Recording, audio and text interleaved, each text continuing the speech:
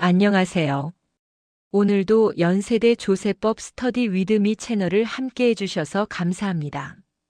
오늘 이 시간에는 조세법을 공부하시는 분들이라면 반드시 알아야 할, 그리고 시험장에서 정말 자주 마주치게 되는 중요한 주제 하나를 깊이 있게 다뤄보려고 합니다.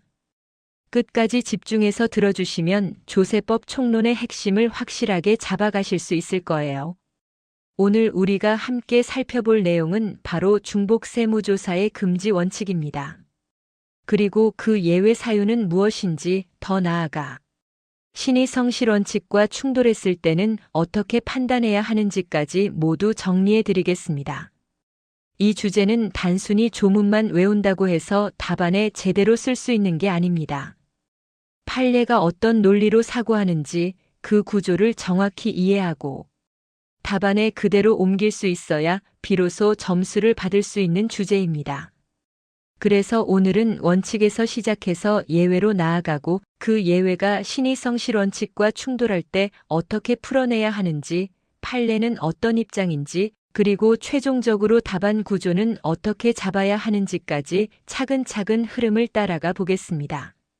먼저 가장 기본이 되는 출발점부터 정리하고 넘어가야겠죠. 국세기본법은 납세자의 권익을 보호하기 위해 세무조사가 무분별하게 반복되는 것을 원칙적으로 금지하고 있습니다. 이것을 우리는 중복 세무조사 금지 원칙이라고 부릅니다. 여기서 중복 세무조사라는 것은 무엇을 의미하는 걸까요? 같은 세목에 대해서, 같은 과세기간에 대해서, 그리고 같은 과세표준과 세액에 대해서 이미 세무조사가 한 번 이루어졌음에도 불구하고 다시 동일한 범위에 대해 조사를 하는 것을 말합니다. 이 원칙이 왜 중요한지 생각해보면 그 취지가 명확하게 드러납니다. 과세관청이 조사권을 남용하는 것을 막고 납세자가 법적으로 안정된 상태에서 예측 가능한 경제활동을 할 수 있도록 보장하기 위한 것입니다. 납세자 입장에서 생각해보세요. 한 번 세무조사를 받았는데 또다시 같은 내용으로 조사를 받는다면 그 불안감과 부담감은 이루 말할 수 없을 겁니다. 법은 그런 상황을 원칙적으로 허용하지 않는다는 겁니다. 그렇다면 이 원칙의 법적 근거는 어디에 있을까요? 바로 국세기본법 제81조 의사입니다. 이 조문은 매우 중요합니다. 왜냐하면 이 조문은 원칙적으로 재조사를 금지하면서도 동시에 일정한 사유가 있는 경우에는 예외적으로 재조사를 허용하고 있기 때문입니다. 시험에서는 바로 이 예외가 핵심 쟁점이 됩니다. 원칙만 알아서는 문제를 풀 수 없어요. 예외를 정확히 알고 그 예외가 적용되는 상황과 적용되지 않는 상황을 구분할 수 있어야 합니다. 그럼 구체적으로 중복 세무조사의 예외 사유는 어떤 것들이 있을까요? 판례와 실무를 종합해서 정리해보면 대표적인 예외 사유들이 몇 가지 있습니다. 하나씩 살펴보겠습니다.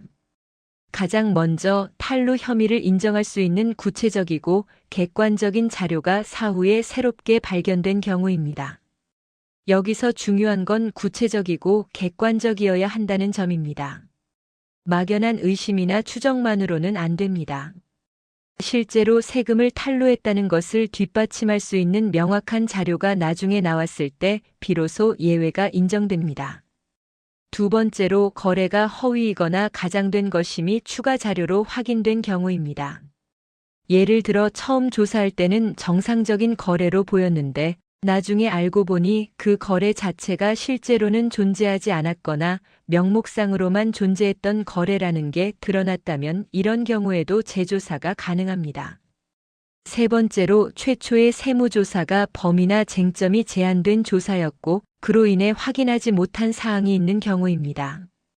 처음부터 특정 항목만 조사하기로 정해져 있었던 조사라면 나중에 그 범위 밖의 사항에 대해 조사하는 것은 중복 세무조사가 아니라고 볼 수 있습니다. 네 번째로 과세표준과 세액 산정에 중대한 영향을 미치는 명백한 오류가 발견된 경우입니다. 여기서 중대한 영향이라는 표현에 주목해야 합니다. 사소한 오류가 아니라 세액에 큰 차이를 만들어내는 분명한 잘못이 있어야 한다는 뜻입니다. 여기까지가 형식적인 중복 세무조사 예외 판단입니다. 조문과 판례에서 인정하는 예외 사유들을 정리한 것이죠. 그런데 문제는 여기서 끝나지 않습니다.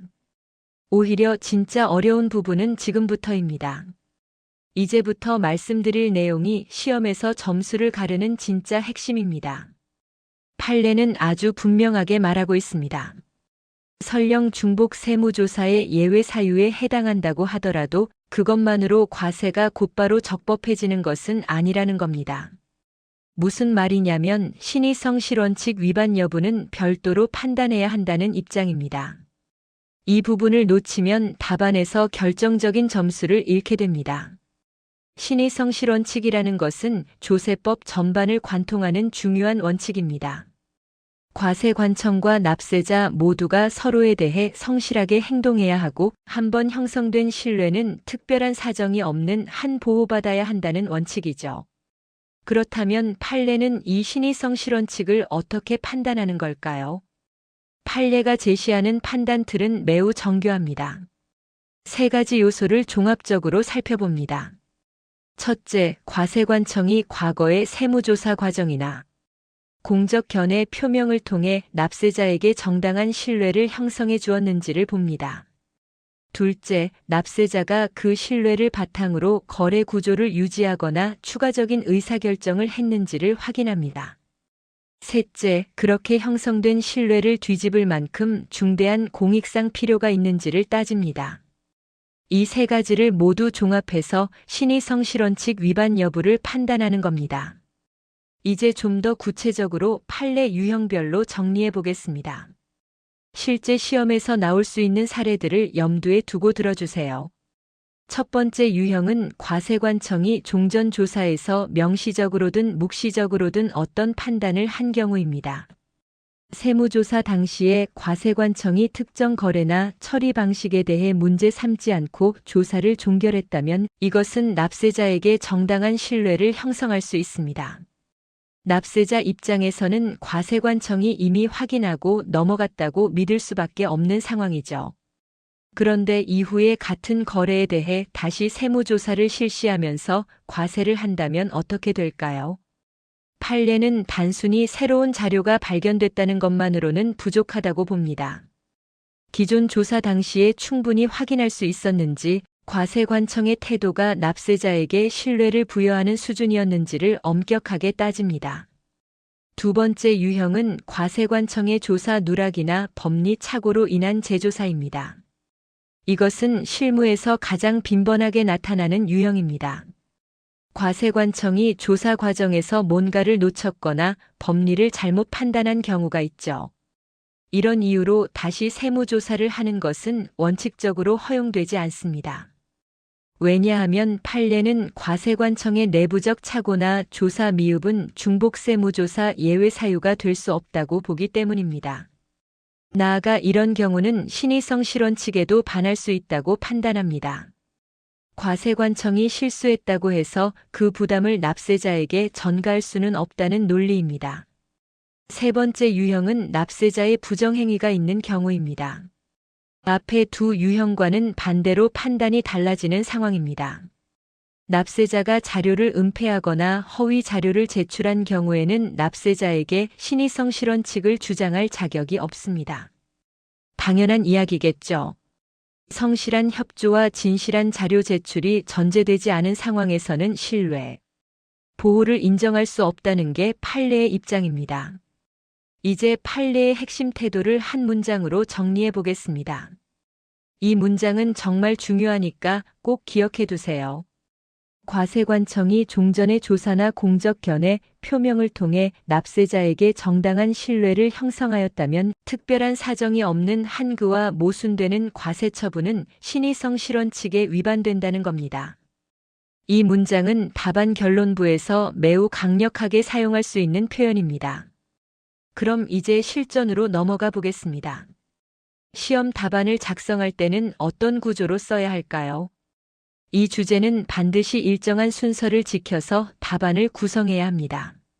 순서가 흐트러지면 논리가 약해 보이고 점수를 잃게 됩니다. 가장 먼저 중복 세무조사 금지 원칙을 제시해야 합니다. 국세기본법상 원칙적으로 중복 세무조사는 금지된다는 것을 명확히 밝히는 거죠. 그 다음으로 국세기본법상 예외 사유를 검토합니다.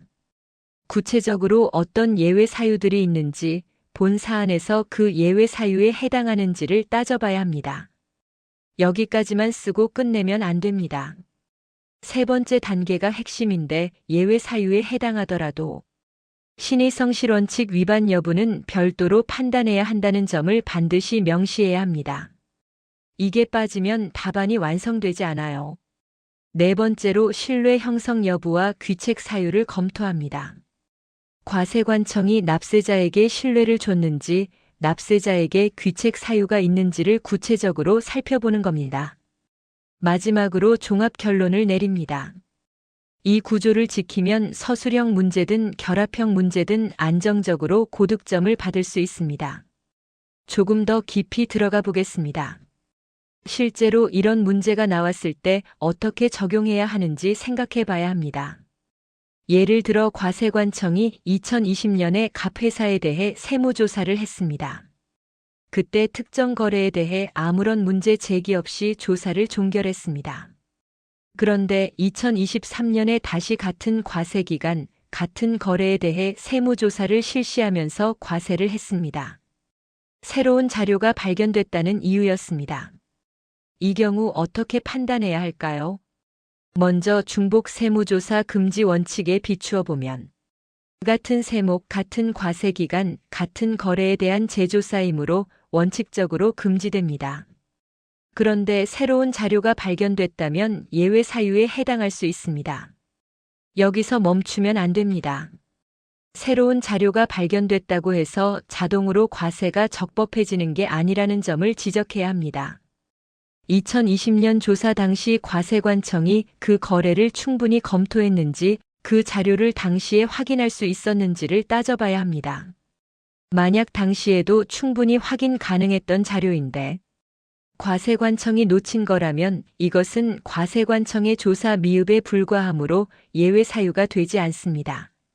설령 예외 사유에 해당한다 하더라도 과세관청이 2020년 조사에서 그 거래를 문제 삼지 않음으로써 납세자에게 정당한 신뢰를 형성했다면 특별한 사정이 없는 한 재조사를 통한 과세 처분은 신의성실원칙에 위반될 수 있습니다.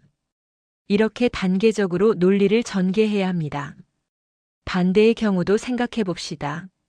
납세자가 2020년 조사 당시 특정 거래 자료를 의도적으로 숨겼고 2023년에 그 사실이 드러났다면 어떨까요? 이 경우는 납세자에게 귀책 사유가 있습니다. 납세자가 성실하게 협조하지 않았고 허위나 은폐 행위를 했다면 신의성실원칙을 주장할 수 없습니다. 따라서 재조사를 통한 과세 처분이 적법하다고 볼 여지가 큽니다. 이처럼 같은 중복 세무조사 상황이라도 구체적인 사실관계에 따라 결론이 완전히 달라질 수 있습니다. 그래서 조문만 외워서는 안 되고 판례의 사고방식을 체득해야 하는 겁니다. 또 하나 중요한 포인트가 있습니다. 과세관청의 공적 견해 표명이라는 개념입니다. 판례는 세무조사뿐만 아니라 과세관청이 공식적으로 표명한 견해도 신뢰 형성의 근거가 될 수 있다고 봅니다.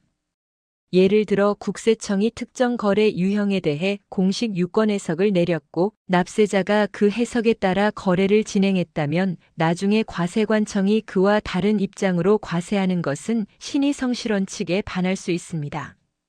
이런 경우도 시험에서 충분히 출제될 수 있는 소재입니다. 여기서 한 가지 더 짚고 넘어가야 할 부분이 있습니다. 중대한 공익상 필요라는 요건입니다.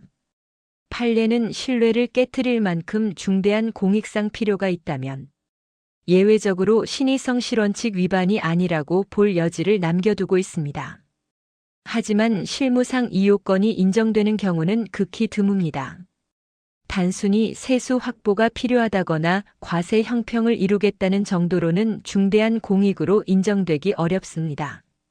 정말 예외적인 상황, 예를 들어 조세포 탈범죄가 명백하고 그 규모가 국가 재정에 심각한 영향을 미치는 경우 정도는 되어야 인정될 가능성이 있습니다. 이제 실전 답안 작성 팁을 좀 더 구체적으로 말씀드리겠습니다. 답안을 쓸 때 가장 중요한 것은 논리의 흐름을 끊지 않는 것입니다. 중복 세무조사 금지 원칙에서 시작해서 예외 사유로 넘어가고 다시 신의 성실 원칙으로 연결되는 이 흐름이 자연스럽게 이어져야 합니다. 그러려면 각 단계마다 연결어를 적절히 사용해야 합니다. 그러나 다만 나아가 따라서 같은 표현들을 적재적소에 배치하면 답안의 완성도가 높아집니다. 또한 판례의 표현을 그대로 활용하는 것도 좋은 전략입니다. 판례는 수십 년간 축적된 법리를 정제된 언어로 표현하고 있습니다. 그 표현을 답안에 적절히 인용하면 채점자에게 신뢰감을 줄 수 있습니다. 다만 무작정 판례 문장을 베끼는 게 아니라 자기 논리 전개의 일부로 자연스럽게 녹여내야 합니다. 시험장에서 시간이 부족할 때는 어떻게 해야 할까요? 이 주제는 생략할 수 없는 핵심 단계들이 있습니다. 원칙 제시, 예외 사유 검토, 신의 성실 원칙 판단, 이 세 가지는 반드시 들어가야 합니다. 시간이 부족하다면 각 부분을 조금씩 압축하더라도 구조는 반드시 유지해야 합니다. 구조가 무너지면 점수를 받기 어렵습니다. 조세법 공부를 하다 보면 조문과 판례가 따로 노는 것처럼 느껴질 때가 있습니다. 조문은 명확한데 판례는 왜 이렇게 복잡하게 판단하는지 이해가 안 될 수도 있어요. 하지만 조세법은 결국 현실에서 일어나는 수많은 거래와 분쟁을 다루는 법입니다. 조문만으로는 모든 상황을 담아낼 수 없기 때문에 판례가 그 빈틈을 메우고 구체화하는 역할을 합니다. 중복 세무조사와 신의 성실 원칙의 관계가 바로 그런 경우입니다. 조문은 예외 사유만 나열하고 있지만 판례는 그 예외 사유에 해당하더라도 신의칙 위반 여부를 따로 봐야 한다고 말합니다. 이것이 살아있는 법의 모습입니다. 실무에서 이런 쟁점은 정말 자주 발생합니다. 과세관청 입장에서는 세금을 제대로 걷어야 하고 납세자 입장에서는 한번 조사받은 것에 대해 법적 안정성을 보장받고 싶어 합니다. 이 두 가지 요청이 충돌할 때 법원은 어떻게 조화를 이루는가? 그것이 바로 판례가 보여주는 지혜입니다. 과세관청의 조사권도 중요하지만 그것이 남용되어서는 안 되고 납세자의 신뢰도 보호받아야 하지만 그것이 탈세를 방치하는 수단이 되어서는 안 됩니다. 이 균형점을 찾는 것이 중복 세무조사 금지 원칙과 신의 성실 원칙의 핵심입니다. 여기서 한 가지 더 말씀드리고 싶은 것은 조세법 공부의 태도입니다. 조세법은 암기 과목이 아닙니다. 물론 조문을 알아야 하고 판례를 외워야 하는 것도 맞습니다. 하지만 그것만으로는 충분하지 않습니다. 왜 그런 원칙이 생겼는지, 왜 그런 예외가 인정되는지, 왜 판례는 이렇게 판단하는지 그 이유와 논리를 이해해야 합니다. 그래야 처음 보는 사례가 나와도 응용할 수 있습니다. 오늘 다룬 중복 세무조사 주제도 마찬가지입니다. 단순히 예외 사유 4가지를 외우는 것이 아니라 왜 이런 경우에만 예외를 인정하는지, 왜 예외 사유에 해당해도 신의칙을 따로 봐야 하는지 그 맥락을 이해하면 어떤 문제가 나와도 흔들리지 않습니다. 또한 기출문제를 반복해서 풀어보는 것이 정말 중요합니다. 오늘 배운 구조를 실제 기출문제에 대입해 보세요. 문제에서 주어진 사실관계를 분석하고 어느 부분이 원칙에 해당하고 어느 부분이 예외에 해당하는지, 신뢰 형성은 있었는지, 귀책 사유는 누구에게 있는지를 꼼꼼히 따져보는 연습을 하다 보면 자연스럽게 실력이 쌓입니다. 처음에는 시간이 오래 걸리고 어렵게 느껴질 수 있지만 몇 번 반복하다 보면 패턴이 보이기 시작합니다. 마지막으로 한 가지만 더 강조하겠습니다. 답안을 쓸 때 결론을 명확하게 제시해야 합니다. 이것저것 다 검토했는데 결론이 애매하면 좋은 점수를 받기 어렵습니다. 본 사안의 경우 중복 세무조사 금지 원칙에 따라 재조사는 원칙적으로 금지되나 어떤 예외 사유에 해당한다고 볼 여지가 있다. 그러나 신의성 실원칙 위반 여부를 검토해보면 어떤 이유로 신의 측에 반한다고 판단되므로 결론적으로 과세 처분은 위법하다, 이런 식으로 명확하게 정리해야 합니다. 두루뭉술하게 쓰면 채점자가 여러분이 정확히 이해했는지 확신할 수 없습니다. 중복 세무조사와 신의성 실원칙의 충돌 문제는 조세법 총론에서 가장 사고력을 요구하는 쟁점 중 하나입니다. 단순 암기로는 절대 해결할 수 없고 판례처럼 생각하는 연습이 되어 있어야 합니다. 조문을 외우는 공부에서 판례처럼 사고하는 공부로 넘어가야 하는 지점이 바로 여기입니다. 오늘 함께 정리한 내용을 바탕으로 기출문제에 반복적으로 적용해 보시길 바랍니다. 처음에는 어색하고 시간이 오래 걸리더라도 계속 반복하다 보면 어느새 자기 것으로 만들 수 있을 겁니다. 여러분이 공부하는 과정이 때로는 힘들고 지칠 수 있습니다. 특히 조세법처럼 추상적이고 복잡한 과목을 공부할 때는 더욱 그렇죠. 하지만 하나하나 차근차근 쌓아가다 보면 분명히 결실을 맺을 수 있습니다. 오늘 배운 내용이 여러분의 조세법 실력을 한 단계 끌어올리는 계기가 되었으면 좋겠습니다. 끝까지 집중해서 들어주셔서 정말 감사합니다. 오늘도 여러분 모두에게 좋은 일만 가득하시길 바랍니다. 다음 시간에 또 만나요.